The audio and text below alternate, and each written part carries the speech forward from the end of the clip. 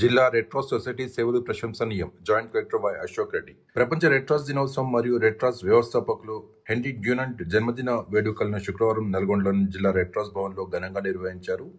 ఈ కార్యక్రమానికి ముఖ్య అతిథిగా జిల్లా joint collector Y Ashok Reddy, deputy commissioner of labour P Aruna హాజరై హెన్రీ డ్యూనంట్ చిత్రపటానికి పూలమాలలు వేసి నివాళులర్పించారు. ఈ సందర్భంగా జాయింట్ కలెక్టర్ అశోక్ రెడ్డి మాట్లాడుతూ జిల్లా రెడ్ క్రాస్ సొసైటీ అందిస్తున్న సేవలు ప్రశంసనీయమని కొనియాడారు. ముఖ్యంగా వయోవృద్ధుల కోసం ఏర్పాటు చేసిన ప్రణామ్ డే కేర్ సెంటర్ బాధితులకు ఎంతో ఊరటనిస్తుందని, చైర్మన్ గోలి అమరేందర్ రెడ్డి నేతృత్వంలో ఈ కేంద్రం చక్కగా నిర్వహించబడుతుందని తెలిపారు. Deputy commissioner of labour P Aruna మాట్లాడుతూ రెడ్ క్రాస్ సంస్థలు ప్రతి ఒక్కరూ భాగస్వాములు కావాలనే ఉద్దేశంతో కలెక్టర్ ఆదేశాల మేరకు ప్రత్యేక సభ్యత్వ నమోదు కార్యక్రమాన్ని చేపట్టినట్టు వివరించారు. మే 1 నుండి 30వ తేదీ వరకు జరిగే ఈ నమోదు ప్రక్రియలో అందరూ చేరాలని ఆమె పిలుపునిచ్చారు. రెడ్ క్రాస్ జిల్లా చైర్మన్ గోలి అమరేందర్ రెడ్డి మాట్లాడుతూ ప్రపంచవ్యాప్తంగా మే 8న రెడ్ క్రాస్ దినోత్సవం జరుపుకుంటామని, ఈ కార్యక్రమానికి విచ్చేసిన అతిథులకు కృతజ్ఞతలు తెలిపారు.